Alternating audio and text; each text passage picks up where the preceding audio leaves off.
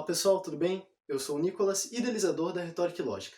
E hoje falaremos sobre proporção de ouro, ou, mais conhecido como razão áurea. Essa ideia tem sua origem na Grécia Antiga, possuindo estudos sendo realizados pela escola socrática e por Euclides, o pai da geometria euclidiana, sendo citado pela primeira vez no seu livro Os Elementos. Para entendermos logicamente do que se trata a razão áurea, ou proporção de ouro, primeiramente nós devemos entender o que de fato é razão e proporção. O que significa logicamente esses dois termos? Definimos que razão é a divisão entre dois termos. Dando um exemplo bem simples, quando começamos a aprender aritmética na escola, vou dar um exemplo com A e B. Temos A mais B, A menos B, A multiplicado por B e também A dividido por B. Bom, na escola nós aprendemos que o resultado de uma adição é uma soma, o resultado de uma subtração é uma diferença, o resultado de uma multiplicação é um produto e o resultado de uma divisão é uma razão. Então nós temos que razão está diretamente ligada a uma divisão, certo? Tá, eu entendi. Então razão é a divisão entre dois termos. Mas o que significa proporção diretamente em si? Definimos proporção quando duas ou mais razões têm resultados iguais. Por exemplo, 4 dividido por 2 e a razão 6 por 3. Temos que o resultado de ambas será igual a 2. Então nós dizemos que essas duas razões são proporcionais entre si. Dando um exemplo até um pouco mais abrangente agora, vamos pegar uma progressão de frações. Por exemplo, 4 dividido por 2, se multiplicarmos por 2 em cima e embaixo, teremos 8 dividido por 4. Fazemos o mesmo processo, nós teremos 16 dividido por 8. Em todos esses casos, a resposta vai ser sempre a mesma. Vai ser sempre igual a 2.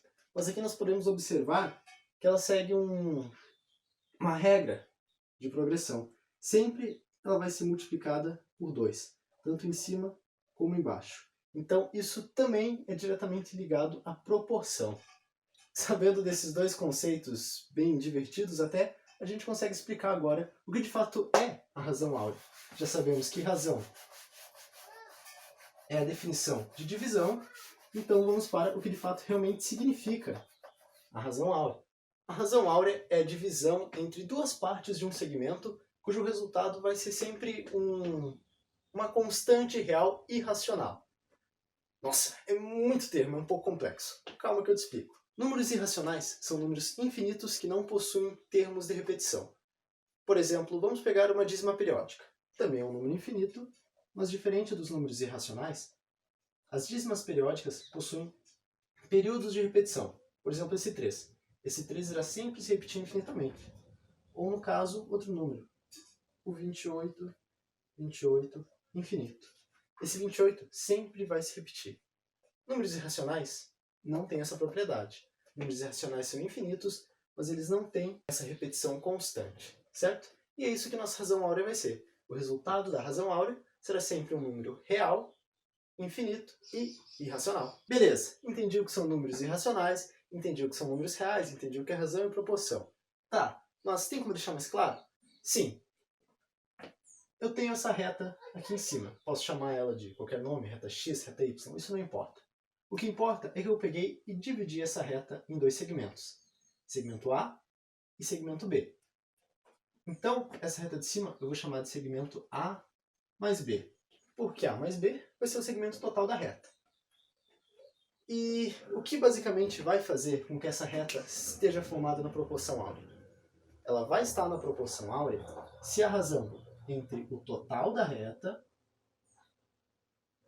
sobre o seu termo antecedente, no caso o A, seria o segundo maior, for igual ao termo subsequente e o seu termo antecedente.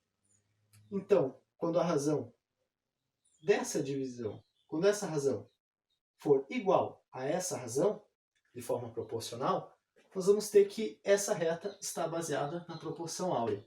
E aqui eu vou chamar o número da proporção áurea como φ. E vocês já vão entender o porquê disso. Eu vou deixar essa expressãozinha aqui nesse canto, porque ela vai ser bem importante mais para o final, tá certo? Então, como eu vou definir qual número φ? Usaremos álgebra aqui. Por exemplo, eu tenho que A mais B sobre A é igual a A sobre B, e isso tudo é igual a φ. Então eu vou fazer um malabarismo interessante aqui e dizer que A mais B sobre A vai ser igual a quê? Se eu fizer um processo de adição de razões, eu posso escrever que A sobre A mais B sobre A vai ser igual a isso aqui, certo? Se eu somar essas duas frações, vou conservar a base e somar os termos que estão em cima, vai ser igual a isso. Mas olha que coisa bem interessante. Nós temos um termo sobre ele mesmo. Sempre que temos como divisão um termo sobre ele mesmo, o resultado será 1, 2 dividido por 2 é 1, e assim subsequentemente. Então aqui nós temos que 1 mais. Outra coisa muito interessante aqui. B sobre A. Vocês não concordam comigo que B sobre A é igual ao inverso de A sobre B? Se eu aplicar a regra dos expoentes negativos, por exemplo, temos aqui o A sobre B igual a φ. Se eu aplicar a regra do expoente negativo, eu devia colocar entre parênteses aqui, só esclarecendo. Se eu aplicar essa regra, eu vou inverter meus números. Então essa fração passaria a ser B sobre A, e o meu φ passaria a ser 1 sobre φ. Já que eu tenho agora o quanto valeria o oposto do meu A sobre B, eu vou substituir nessa parte da fórmula.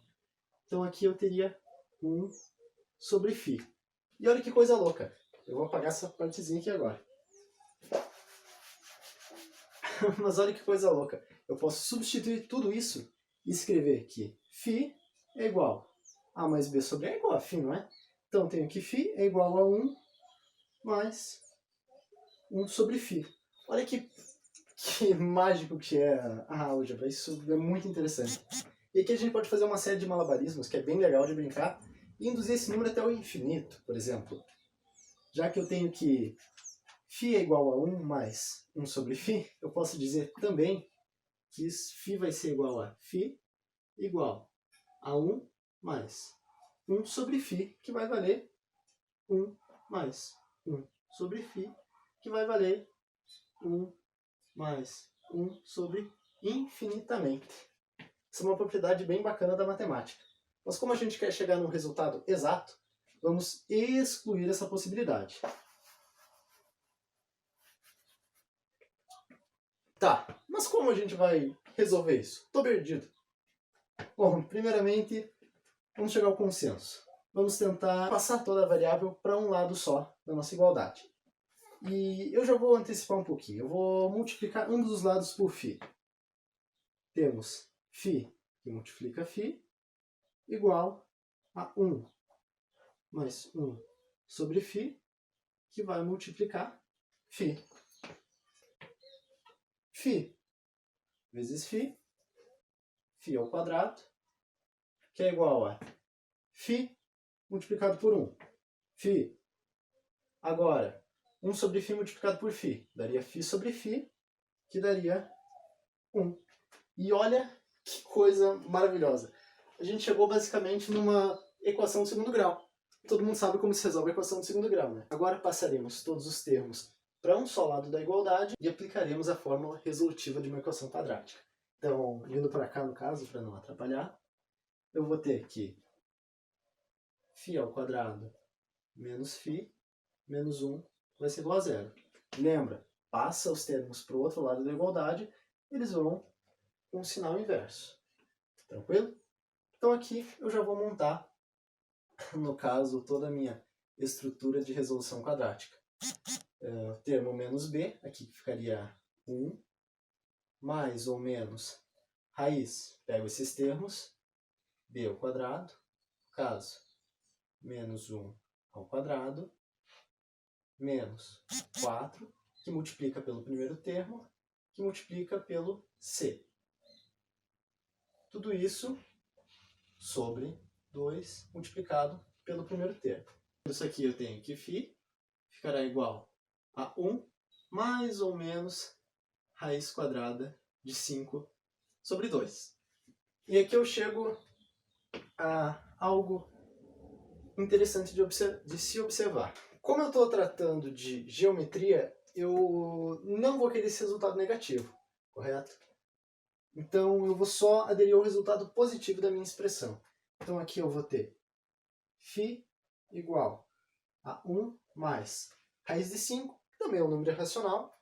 Nós vamos trabalhar com 3 dígitos de relevância, no caso 2,236 infinitamente sobre 2. Prosseguindo com essa equação, nós temos que φ é igual a 3,236 infinitamente sobre 2. E aqui nós chegamos aonde a gente quer. Dividindo esses dois termos, nós temos que φ irá valer 1,6180 infinitamente. Esse vai ser o valor do φ. Então, sempre que eu tiver essa propriedade entre as minhas razões, o resultado será sempre igual a esse número irracional, 1,6180, e prossegue infinitamente. Mas por que o número de ouro é chamado de φ? Bom, esse nome vem devido ao arquiteto grego Fidas, responsável pela construção do Templo de Atena, Partenon. Nos mitos dizem que ele construiu o templo todo baseado na razão áurea. Mas se a gente parar e analisar logicamente, é quase impossível você construir algo geométrico com uma total exatidão, devido a ele ser um número irracional. Como ele é infinito e irracional, é quase impossível fazer com que essa medida tenha uma exatidão completa. Mas por que essa razão é denominada a proporção áurea, ou no caso, o número de ouro? A resposta para isso é muito simples. Os gregos tinham muitas crenças, inclusive colocavam crenças até na matemática. Eles acreditavam que o número φ era o número mais lindo que existia, e por isso, tudo que fosse escrito ou construído baseado nele seria automaticamente uma das coisas mais belas que poderiam ser feitas no mundo. Esse ideal da busca pela perfeição. Muitos séculos depois, o matemático Leonardo de Pisa, ao observar o crescimento reprodutivo de uma determinada classe de coelhos, encontrou uma sequência numérica natural baseada na razão áurea. Essa sequência ficou conhecida como sequência de Fibonacci. E acho que muitos já ouviram falar sobre essa sequência. E para não desmanchar todo esse trâmite algébrico, eu vou fazer ela bem pequenininha aqui embaixo de outra cor. Tá? Vou fazer de, sei lá, vermelho. A sequência de Fibonacci diz o quê? Que um número somado ao seu antecessor será o próximo número. No caso, temos aqui 1 somado a 0 é 1, 1 somado a 1 é 2, 1 somado a 2 é 3, 3 somado a 2 é 5, 3 somado a 5 é 8, 8 somado a 5 é 13, 8 somado a 13 é 21, e assim segue infinitamente. O interessante de você analisar aqui é que um dos termos, se dividido pelo seu antecessor, irá gerar um número cada vez mais próximo de φ. Nos últimos anos, a razão áurea e até mesmo a sequência de Fibonacci têm sofrido de algumas especulações místicas. Mas será que a realidade, de fato, acompanha a grandeza dessas especulações? E a verdade é que não.